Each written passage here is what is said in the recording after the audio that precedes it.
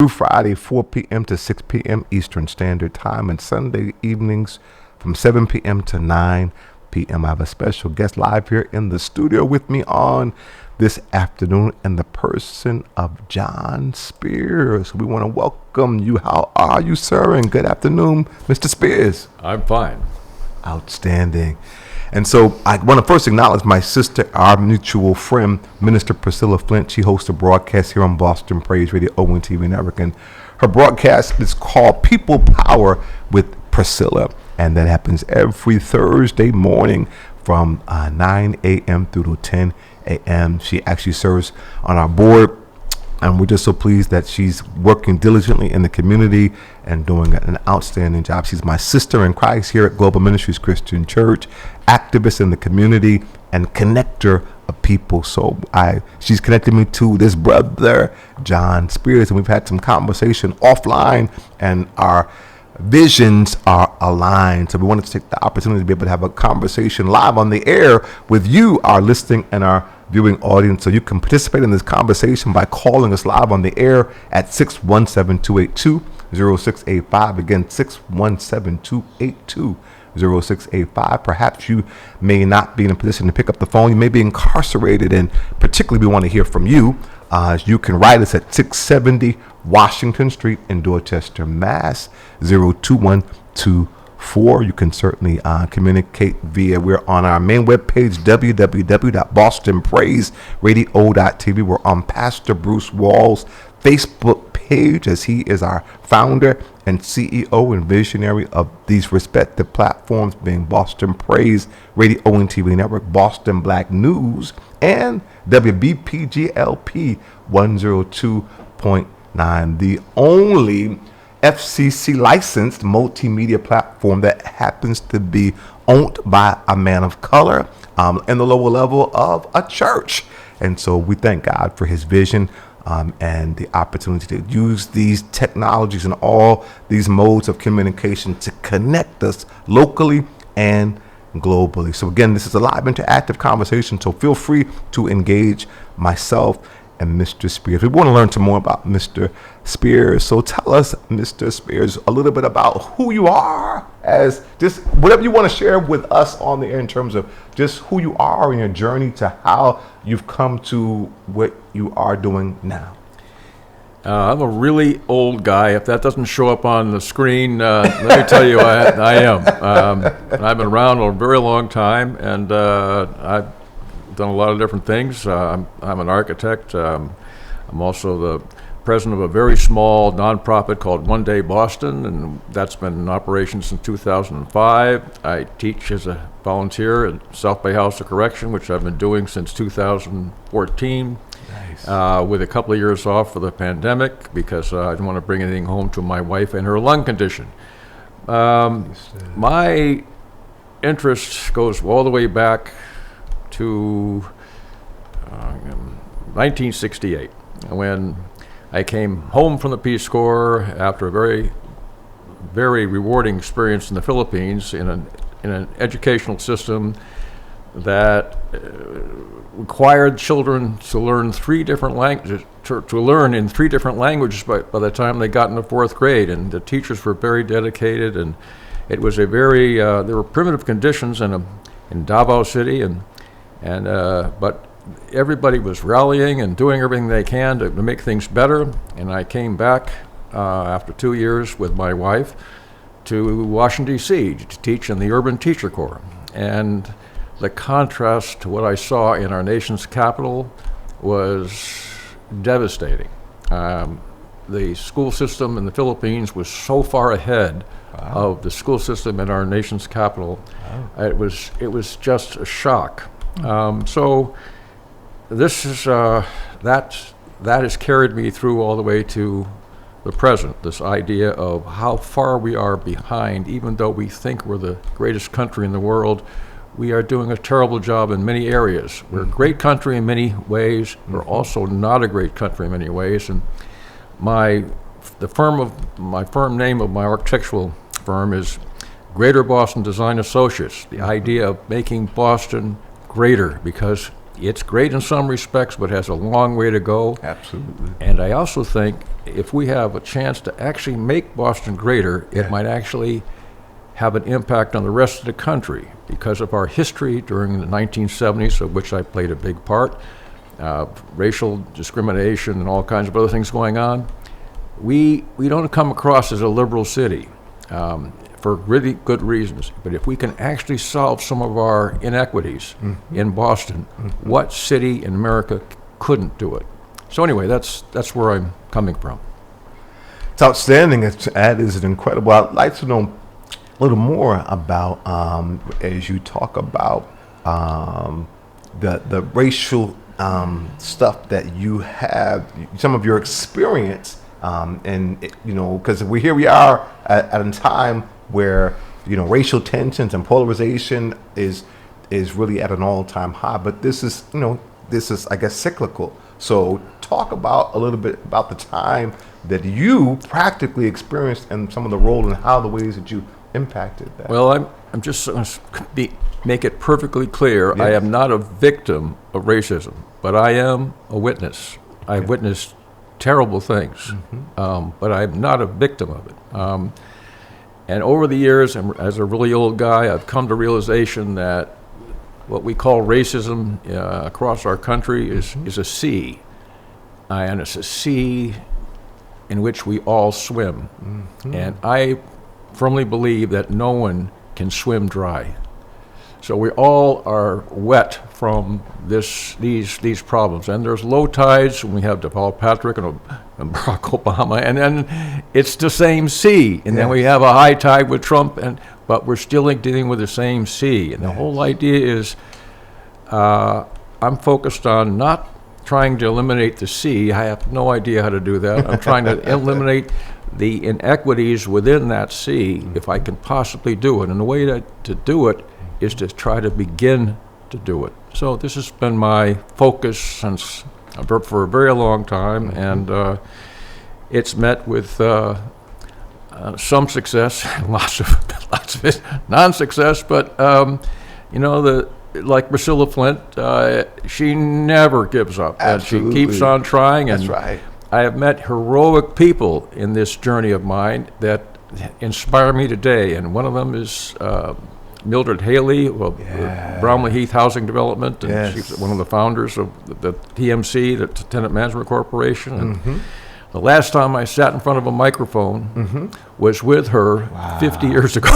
Amazing. So anyway, another person that has been exceptionally inspirational to me is Chuck Turner.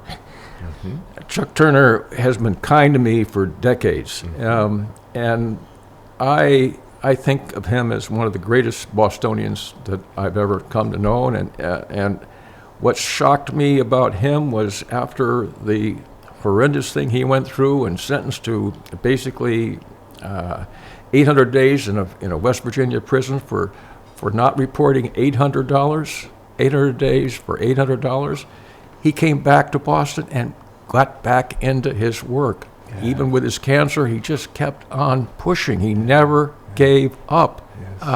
It's a heroic statement. He's just a fantastic, inspiring person. So Absolutely. if he doesn't give up, why should anybody else give up? So anyway, that's one of the things that it's not just Mildred Haley. The Tenant Management Corporation, I was working for Kevin White back then, the mayor of Boston. Bromley Heath was in my district. So I got to know not just Mildred, but Anna Mae Cole, Milton Cole, and a whole bunch of other people, Eleanor Twigg and Bill Haynes and a whole bunch of other people. And they did so many fantastic things with hardly anything. Absolutely. So I'm just saying that this is the thing that has given me an idea to say, well, maybe we can actually start solving problems. When I was a young kid, I had a lot of issues in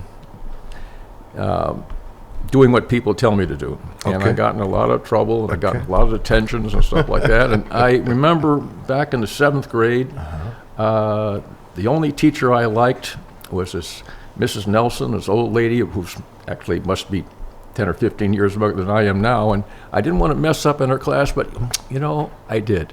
And I was in detention with her, and I thought, well, I've done so many different detentions, this is going to be easy, except she sat in a desk right in front of me and said, John, why?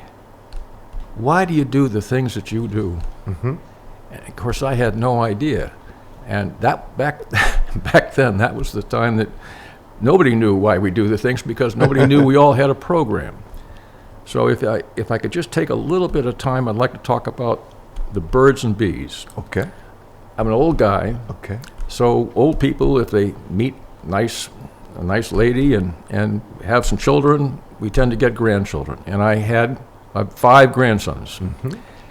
About 7, 8 years ago, when the oldest one was 14, the youngest ones were 10, I brought all 5 of them in the front room and I said, boys, it's time for your birds and bees discussion. Okay. So, there were smirks from the little ones and rolled eyes from the older ones, and I said, I'm going to guess that you guys think this is going to be about sex, but actually, those bees out in your grandmother's garden and all those flowers working so hard, they don't even have sex. They're worker bees. Okay. And birds, well, they have sex, but what do birds do most of the time? Well, they build nests, they lay eggs, they hatch those eggs, they feed those chicks, they teach them to fly and forage and flock, because birds, bees, and every other living animal on the planet is programmed to provide value. Programmed to provide value in their work, to their families, and for their communities. Every one of us is programmed to provide value. That's right. When I tell that story to my classes at South Bay House of Correction, the next question I say is, what happens if we are programmed to provide value? And it's not just any old program, it's the alpha program. It's the reason we all exist, because if we didn't flock and have herds and cities and stuff like that, we wouldn't be. Anyway, what happens if we don't provide value? If we are unable to do so, what happens? And there's no question that everyone in all the classes I've ever taught, they know the answer. What happens is serious mental issues. Their depression. They all take, most of them take these antidepressants and stuff like that because,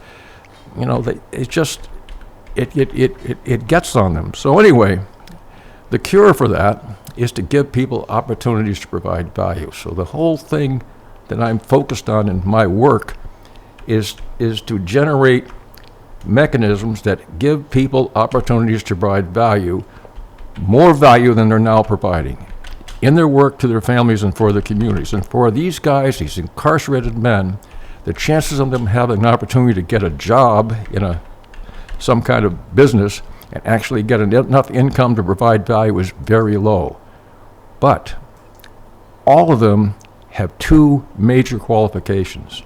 The first one is they hate being told what to do. Just as a general, all of them hate being told what to do. And the second qualification is they're not afraid of risk.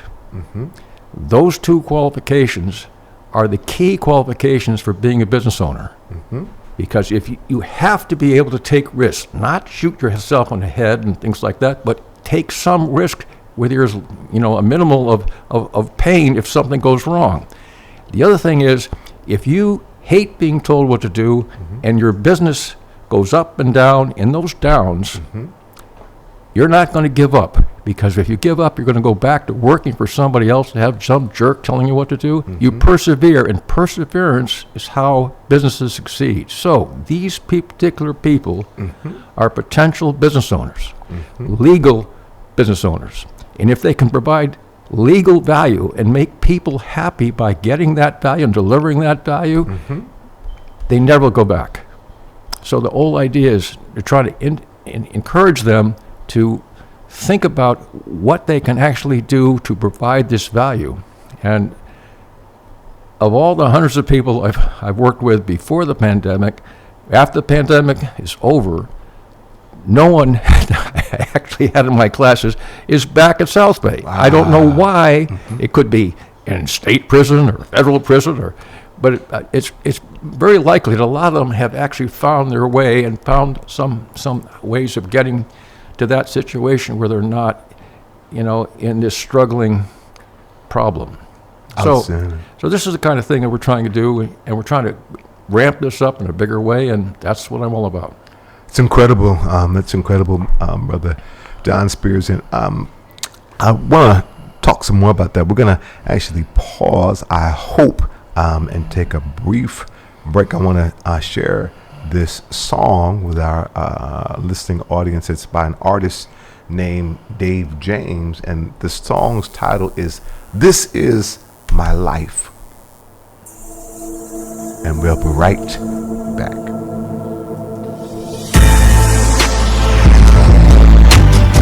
Oh yeah, come on, let's make the glory known on this one. Come on, say, this is my life. This is my life. This is my life.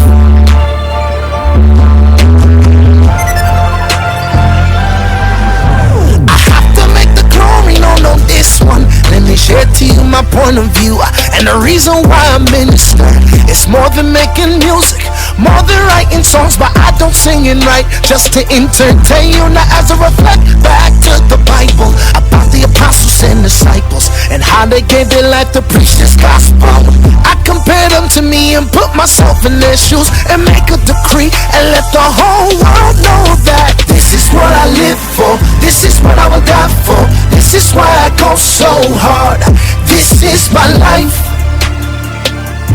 this is my life. See, I don't do this as no part-time job. This is not no hobby, it's something that I feel like doing. This is my life. Yes, indeed, this is my life. There's no doubt about it, yep, this is my calling. Chosen and anointed to bring forth God's glory, to bring the kingdom down and His power unseen across the world, to every country and every nation. And it's a sacrifice I'm willing to make. Yes, I said it, I give my life for Christ's sake. I don't regret it, and I don't just talk about it, no, I be about it. Holding it down for the crowd, showing people that this is what I live for, this is what I would die for, this is why I go so hard. This is my life, to preach this gospel, yeah. This is my life, yeah, this is what I live for. See, I don't do this as no part-time job, yeah. This is not no hobby or something that I feel like doing. This is my life, yes indeed, this is my life. Living this life is not easy, but through it all I remember who's standing right with me. In spite of all the pain and drama that grips me, I can stand tall, cause greater is He that's within me. He lives within me, but saying these words is costly. Saying yes to Jesus is gonna cost me, but I'ma still take up my cross and keep on walking, cause I understand this road that I'm walking goes beyond me. So salute to all my soldiers fighting in this war. Keep on keeping on till those trumpets call us home. I know life is a pain, it gets in your brain, making you feeling insane, wondering if everything that you're doing for Jesus is all in vain. But remember why you're doing it is, yeah. Remember why you said yes, oh yes. All of these afflictions, they all play their part. That's why we war with our scars. It's all glory to God, yeah. This is what I live for, this is what I'm a die for, this is why I go so hard. This is my life, to preach this gospel, yeah. This is my life, yeah, this is what I live for. See, I don't do this as no part-time job. This is not no hobby or something that I feel like doing. This is my life, yes indeed, this is my life, yeah. This is my life, this is my life, this is my life, this is my life, this is my life, this is my life, this is my life, this is my life, this is my life, this is my life, this is my life. And I'm not ashamed of the gospel of Jesus Christ.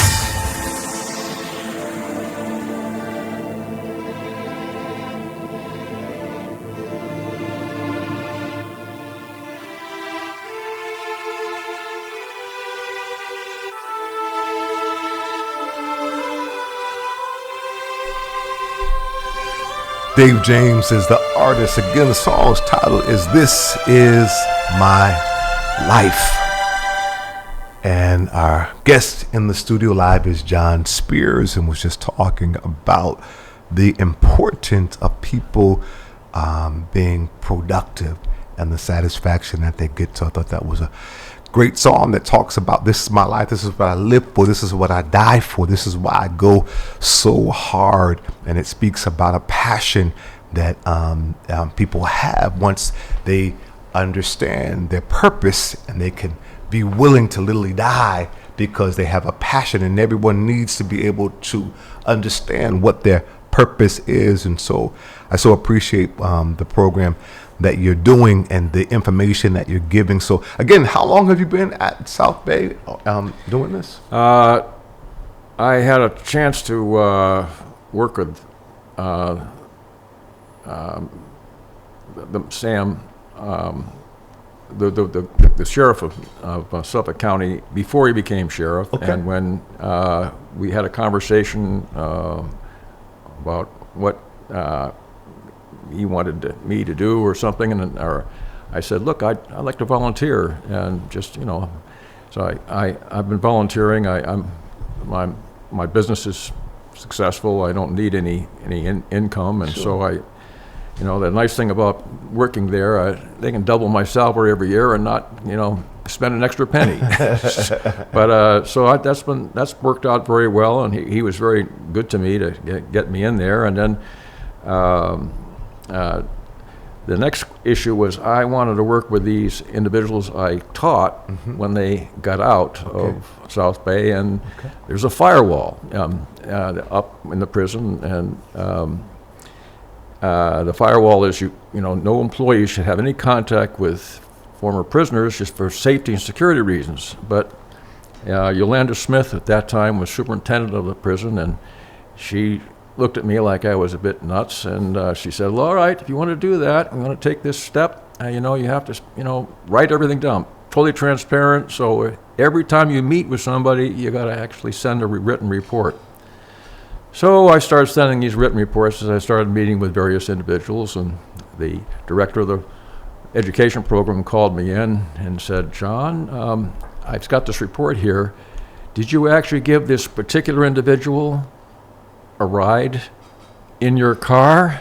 And I said, yeah, we had to go someplace, and he didn't have, you know who he is? He said, well, I certainly do. Yeah, I know who he is. So this individual that they were all worried about was very, very productive and helpful, and introduced me to people that helped me actually grow from just a few individuals to a much larger organization. I have a picture of this initial group, and that is, most of them are still with us. Let me just say that. In the foreground, there are a lot of Christians, and in the background, if you take a look carefully, you'll see bow ties, and those bow ties are being worn by members of the Nation of Islam who have got our backs for the security in all of the markets. And the markets were held, 10 of them. These are experimental markets, mostly in Roxbury and in Bromley, what's now Mildred Haley Apartments. And these markets engaged a whole bunch of people. And what we discovered is there are an awful lot of people in business, but they're not in registered businesses. They're in hustling businesses and trying to do different things and make ends meet. And so a lot of them start showing up, and we got a lot of people that we just came out of the so-called woodwork, and I think there are not just hundreds, there are thousands of these people trying to get opportunities to get into business. I think I'd like to spend a little bit moment of future just explain what business is. Absolutely, please. Okay. Business can be defined as the provision of value compensated by the acquisition of value. Value for value. However, it's more. There's a catch. If you go into a donut shop and buy a donut for $1, and you think that the value of that donut is $1, but actually, in order for you to buy that donut, you have to value the donut more than your $1. In order to sell that donut, the clerk has to value your $1 more than a donut. Values must be relative. This is not any news to anyone in my prison classes because they already have that business sense of value for value. Yes. But it is a shock to some people. They don't realize that every time you buy something, it's a business transaction. So everyone is in business all the time. But there's a difference between being in business as a customer and being business as a business owner. And that difference has to do with the immensity of possibilities if you're a business owner. What size donuts, what kind of donuts, what prices to sell them, where to make them, all these possibilities are scarifying to anybody who is afraid of risk. But what you have to do is you have to begin, and you begin with something simple, and then the simple can lead to something a little more complicated, and as you fail in some areas, you get succeed in other areas, and your business starts to grow in ways that you may not expect. But the whole idea is to begin doing it. So this is what we're all trying to do, is get people to begin doing it. And these markets, these low-risk opportunities to actually get into these experiences can tell somebody, do they like that experience? Is it something they want to do? And, maybe some people don't. They say, I just prefer to get my check every week, and that's it. But if you want more than that, you have the opportunity to learn about this. So we are trying to put a large market under the canopy of Roxbury Community College. And this is the picture of that canopy. It's an acre in size, and underneath it is spaces for parking. With our very efficient market stands, we could put 300 market stands under that canopy. But what we proposed to the Roxbury Community College was a pilot market to test this idea out of maybe a third of that market, third of that size. So maybe 60 to 100 stands for the spring of this coming year. And what we're trying to do is build up to that over the next several months, get people interested, and get people started into doing things. But the whole idea is what we're trying to do is not just solve a problem for 60 or 100 people or 300 people. The problem in our city is immense. In the state of Massachusetts, the Commonwealth of Massachusetts, there are more than 700,000 businesses. 700,000 businesses. There's 1,000 small businesses, but 700, small. 1,000 publicly traded businesses, but 1,000 small businesses. But counting co-owners and partnerships and all that, 850,000 people in this state right at this moment are business owners. 1 out of every 8 people, but not in Boston. Boston is missing, when you do the 1-to-8 ratio, 30,000 business owners. 30,000 business owners are missing in the population that we're trying to work with.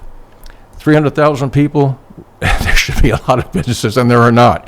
So it's not like there's just too many businesses already. There's a huge dearth of businesses. So we're just trying to fill that need, and what we're trying to do is not just give people these opportunities, but give thousands of people the opportunities to see those people in action, see them actually doing things, and have the customers and people coming to see these markets think, why not me?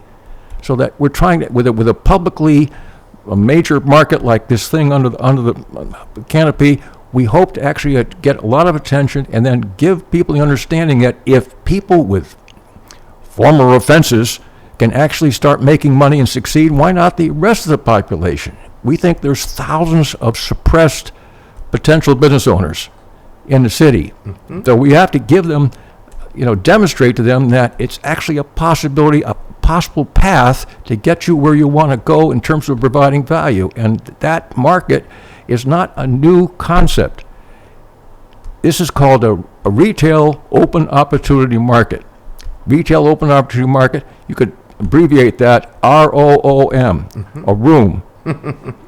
Business opportunity markets, they exist in cities all around the world. Thousands of these markets. They're in Africa, they're in South America, they're in Asia. There's a massive market in Beijing called a dirt market, where people just lay their stuff out on the ground. There's a massive market in Somalia, a huge market in Somalia. And the refugees coming to our country are passing through that market. And so when they arrive here, they already have that business sense. So there are more Somali Americans in business in the middle of Roxbury right now, 16 to 23, depending upon how you count, than there are markets, the businesses owned by people who were born in this country. So you have to understand, markets are just, I'm not saying you have to understand, people have to realize that these opportunities are possible with collaborations. Absolutely. So the collaborations are what it's all about. So anyway, we think, and I'm not trying to lead this massive, this room underneath this thing. I'm trying to pass this thing on to people who are a little younger than me, who actually can do the job and carry it through, because, who knows? I wake up every morning surprised. So the whole idea is to kind of, get this thing started and, pass those batons around, and there have to be multiple batons. It means a lot of people have to work together to get these things accomplished, and this is what I'm trying to affect, trying to begin and then have people run with it. I love it. It's an incredible vision, and it's one that again aligns with the vision of healing our land. As we've talked offline, it's so imperative. I actually have brought some letters actually from some folks who are yet still behind the wall, as we received a small grant from the Office of Returning Citizens, and we've been able to show some love to folks who are actually behind the wall. As well as I know, that many people are indigent, and many people just what they supply you with just for your basic even toiletries to be able to is Right. not enough. If you don't have some of the help to support you, then you just struggle just for your basic things like soap or shampoo or deodorant. These are like, underwear, the basic kinds of things that you just need. Never Right. mind some, little nice things maybe to complement the food there via the commissary, Right. and so forth. So we were able to bless about 40 individuals with they do these secure packs like twice a year, and these are for folks who again are incarcerated at various institutions across the DOC. And we were as a result of one of our brothers, Eric Kennedy, who served time and was connected to a brother or two who's still there, who they're connected, and the camaraderie. When people are connected, they build this, this camaraderie. When they come out, they're concerned about reaching back and being able to help somebody else be support, because they can empathize with the struggle there, and then they can do outreach to other folks who are indigent and who have no one to be able to just support them. And so we were able to bless about 40 people with a $60 of resources for each individual, that they could list what they needed as well. And we were able, and people were surprised, because many of them were so used to being lied to, and felt like everything's a scam. Is this really going to happen? But the joy that was on the people's faces once they had someone who doesn't even know them show them that love. But not just that was the impetus for us to build the relationship. They then wrote us and said how grateful they were. But to your point earlier about a sense of dignity, one of the letters articulates the brothers that said they were so grateful to be able to be a part of blessing somebody else and to see the joys on their face. Right. And for that time, they got to feel some dignity and some worth, because they were there being able to help somebody else. I 100% agree. I think it's impossible to underestimate the value of church organizations and Muslim organizations and other Faith. religious institutions, Yes. working with people to actually make them feel not alone. Yeah. It's everyone who I've ever talked to who has passed through this experience and successfully overcome they don't do it by themselves. They do it with help, Yes. with help, and the help begins in the prison. So Yes. it's just it's essential. It's essential to give you the idea that you're not alone. You're not a complete isolated individual. That there's people beyond you. There's issues beyond you, and you can be part of something bigger. That's so absent when someone first comes into the prison. So it's just you just can't you can't underestimate the importance of that process happening. In the markets we're trying to actually grab collections of stands into groups of 8, so that we encourage the collaboration with these 8 people working together, and these people can then make better decisions, and they can actually have more of a way of getting goods that are of value into this group of 8 stands that they can then offer to people who come in. So the collaboration thing, people like me, who look like me, have done a lot over the last 300 years to individualize and isolate people who are not of the same complexion they are, and that exists today. And so the whole idea is to kind of overcome that somehow, but in multiple different ways, and those collaborations, they mean so much when you get out of prison, because when you get out of prison, you have all of this so-called freedom, but another word for not being able to do anything. So again, I do think the solution lies within all of the organizations that are currently working, on various things, working together to kind of solve these problems in a collaborative way. And if we can actually get that done through the help of these markets, encouraging that, maybe we can actually start really beginning to reduce the number of people in poverty. I agree, and I appreciate the many things you're talking about. So the notion, going behind the wall at MCI Norfolk with the African American Coalition Committee, and these are brothers who are writing pieces of legislation, such as the piece of legislation that's sitting in the Constitutional Convention at the state level right now, to have people who are presently serving felony convictions restored to participate in democracy, right? They had that up until 2000, and because, quite candidly, of the effectiveness and the impact of brothers behind the wall who were exercising their right to vote, that was actually stripped from them. And now they've worked diligently. They formed all sorts of committees and so forth to do a lot of stuff that they're doing behind the wall that affects the broader institution. They now have written this piece of legislation with State Representative Russell Holmes, that now, again, we're the second state in the country to move this piece of legislation, because it literally takes a constitutional amendment to restore that right.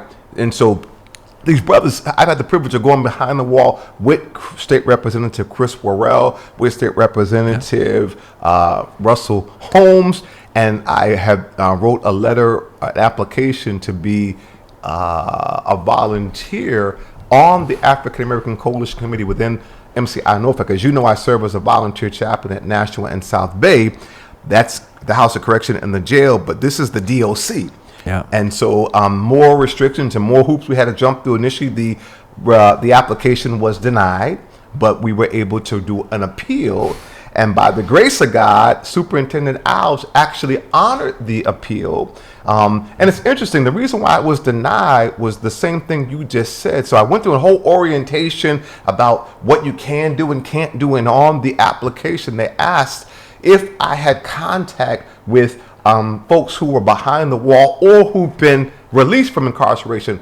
And I assumed, that I'm a chaplain, of course I have interaction. The list is much too long for me to list every person who I communicate with who's been released or who's still behind the wall. Hence, that's why I'm trying to be a volunteer. They've asked me to be a volunteer on their community advisory board. Yeah. So I answered that, I answered that question, and they said, and I assumed that they understood that. But again, when you assume it was the right answer. You understand what happened. And so they said, well, we found out that your answer was less than forthright, basically saying that you lied. And so fortunately, God gave me grace with a graduate student who was very, who teaches in these institutions. And she actually helped me to complete the application as well as the appeal, wrote a very eloquent letter, helped to explain it. And as I went in, interesting enough, with State Representative Chris Worrell and Dr. Ojutuku, who's the head of the health department, to meet with the whole 200 brothers from the AACC, and a gentleman there, Tom Ash, who works for the Department of Corrections, said, I saw your appeal letter. It was very eloquent, and we're confident that they'll be able to honor your appeal. It took a little bit of time, and it took Representative Holmes to kind of say, what's the status with that? Again, when you've got multiple folks who are kind of eyes on it, it was actually honored. However, and so Russell Holmes then brought me in subsequent. I met with the whole group, and they were all excited, meeting with all the chairs of the committees and talking about now this work that we're going to do, only for them, for me to hear from one of the gentlemen that they said, I can't be a volunteer specifically with this group. I can volunteer. So Sarah Smith, who's the director of treatment, First, I wrote a letter to to Nelson Alves, to thank him for honoring the appeal. He said, we love our volunteers, no problem. I said, I'll be in touch with Sarah Smith, who is the director of treatment, again, trying to create this relationship, as I was encouraged to do by my brother-in-law, who is now the director of restorative justice, who served time there, and trying to navigate these systems. He said, here's what you do. You communicate to Alves because you're building a relationship with him, your appreciation, but then and let him know you're going to go to the next step to go to, so you're not jumping on people's toes, because that's a problem. And so I said, okay, I took his advice, and then I wrote a letter to Sarah Smith and said to her, I got this letter that honored my appeal. Mind you, I wrote her some time ago. She never responded. But I now have this piece of letter that's saying that my appeal has been honored as a volunteer with the DOC at MCI Norfolk. And can you please tell me the next steps to be able to now to come in and to volunteer with the AACC? And her response basically was, yes, you are a volunteer. Yes, we're happy to have you here. However, you cannot be a part of that specific group. And the explanation didn't make any sense. Like, they were self-help, and this is something to prevent them from being idle. But, you can do anything, but you can volunteer with any group with the exception of this group. So let me see. I have a wild background. Okay. I've done all these different things, including work for the mayor of Boston, and done. When you work for the mayor of Boston, you're on the other side of the bureaucracy, and so we did our first market in the bowling building, and it was a market with lots of different people. You just showed a photo of that market, and we engaged maybe 50 people in 29 to 30 stands, many of them with Corey issues and other things, and it went very well. But the merchants in the adjacent stores were not happy to see this sort of downturn of quality, in goods and people and stuff like that, because they're trying to upscale things. And so we got a feedback from the people running the bowling building that this would be our last market. Mm-hmm. So, being me, it's part of my background, I just go over their heads and say, we really think this is really important. And then the same person who told me it was absolutely not possible to have the thing is coming back and saying, oh, we didn't mean to assume anything, and basically I'm married to a black person, and so I'm really, so we got all these additional markets. This is not a single experience from me. Mm-hmm. I play tennis at Sportsman's and play tennis with a lot of different people, and then I also play tennis in the MIT bubble, okay? The people I play with the MIT bubble are all quite wealthy, and they've had struggles with small little S's in front of it. And I play tennis with people in Sportsman's, and they have struggles with capital S's, and there's no connection, because the difference in struggling is exponential. Yeah. So this shouldn't be what happens. Bureaucracy should be open and not restrictive.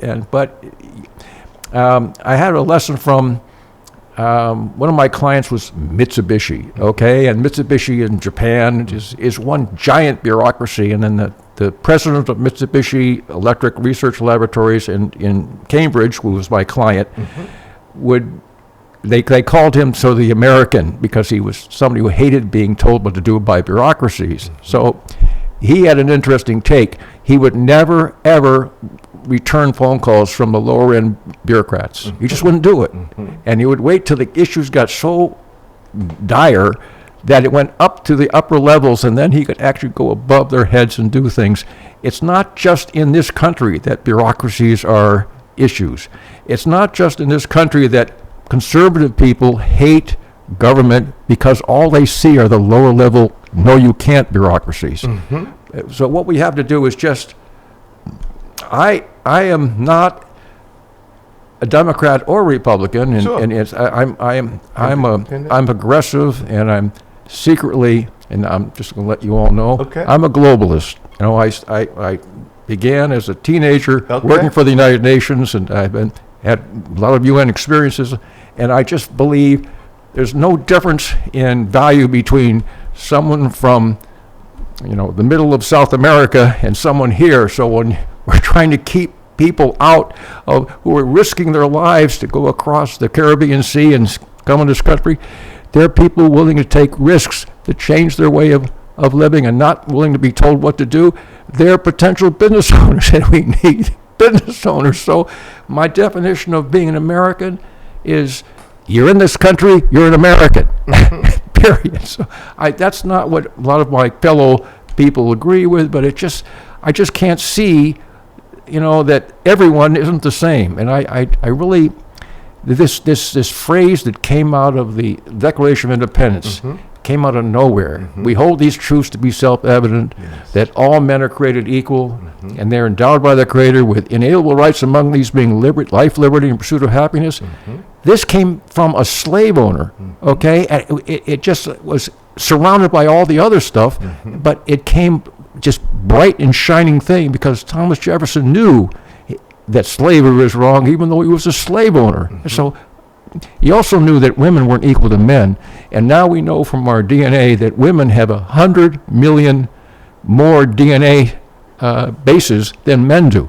So women aren't equal to men. So we can't. So he actually somehow he knew that all men are created equal, but not equal to women. So, but anyway, that idea is now demonstrated in our DNA. Every one of us every human being on this planet is 99.9% the same in our DNA.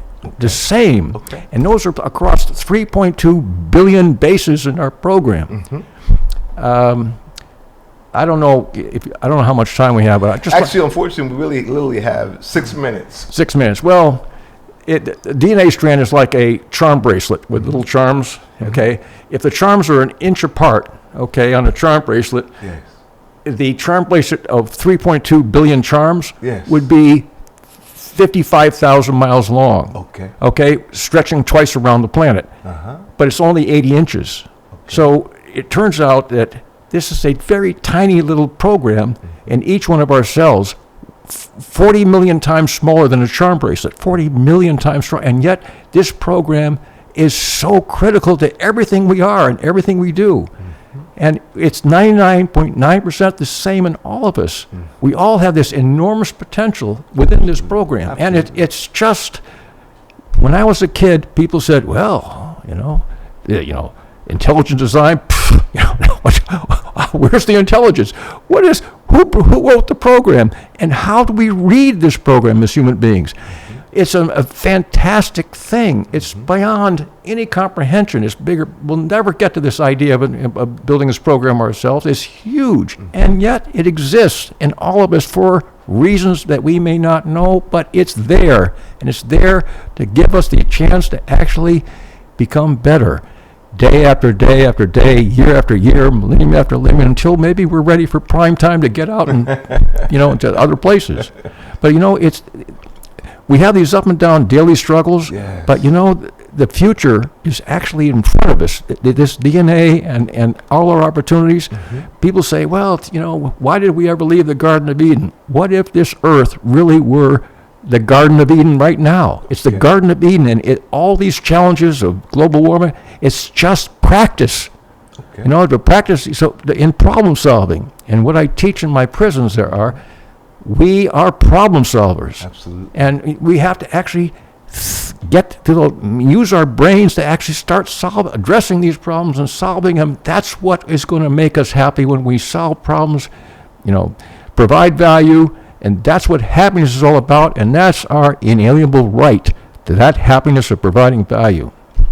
Outstanding. I totally agree, and I really look forward to us continuing to collaborate, communicate, and to do this work, as you said, collectively. I will share with you that the next follow-up post, my communication with the director of the African American Coalition Committee, when I made them aware of that situation in terms of what's happening with me going back in, is I was encouraged to communicate with State Representative Russell Holmes and forward that information to him in terms of, because we thought we were all set, and he brings me in and we're ready to do this work with working with the commissioner, and now we get this stopped. And so, as you said, going to the next level. And so I didn't want to go there first, but the response from State Representative Russell Holmes was, good evening. He communicated to Sarah directly. Good evening, Sarah. Thank you for your attention to this matter. The AACC is certainly a self-empowerment group, but they have been asking for volunteer assistance for years. He says, as a matter of fact, I have made it clear, they have made it clear to me that they're in need of multiple volunteers. Could we please discuss to get a better sense of disconnect between their needs as a group and those outlined by the department? So now the state representative is putting pressure on them, and this is what happens when this happens. Now you'll get a different response. Off air, because we probably don't have time. Yes. I can give you some techniques of how to deal with bureaucracy. That would be wonderful. And one of the ways is to pluck these saying no people out of the woodwork and put their name on a piece of paper and say, thank you for turning us down, but to give information, but, and is this what you're actually saying? Put it in writing, send it back to them, and then they're on the record themselves. They're plucked out of the, passing it on the buck. They're made responsible, okay? And then you can take that letter and go over their heads, and Maura Healy's assistant can call them and say, really, we'd like to have you just authorize this and go forward, and all that bureaucracy will go away. Outstanding. So anyway, there's ways of getting beyond it, and I can help in those ways. Outstanding. This is great. And that's for everybody who's listening. Don't let a bureaucrat tell you no. There's ways to get beyond that bureaucrat. With that said, with 1 minute left, so with that advice and that wisdom that you have, that you're offering me and extending to our audience, so how would one be able to contact you if they're interested in supporting your vision, learning from you how to navigate bureaucracy? Well, we have One Day Boston is just, it's a non-funded small business. I just basically, foot the bills myself. Okay. But in order to do this market, we're going to have to collaborate. So in another 2 or 3 weeks, we should have a collaboration in together, and people can use that phone number. I'll give you my cell phone number. I don't know how busy I'm going to get, but okay. It's 617-894-2093, and If nothing else, I can put you on the list of what your issue is and what the problem is, and we'll get back to you when we actually get ourselves with enough separate funding to actually deliver on all these promises. But right now, I'm just an individual, and we're kicking this thing together, and coming back from doing nothing over the pandemic. So we got some ways to go. Outstanding. Thank you, John Spears. And thank you, our listening and viewing audience. Unfortunately, we do have to go to our station ID. We'll be back on the other side of the top of the hour for yet another hour.